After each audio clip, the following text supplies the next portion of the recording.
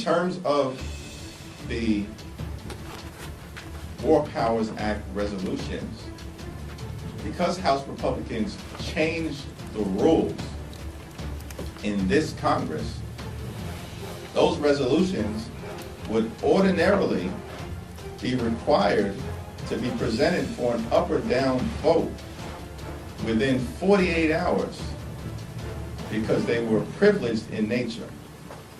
For some reason, House Republicans don't want to have a full and comprehensive and swift debate on the War Powers Act issue before the American people. So they've changed the rules such that the resolutions aren't even eligible for a debate on the House floor until several weeks from now.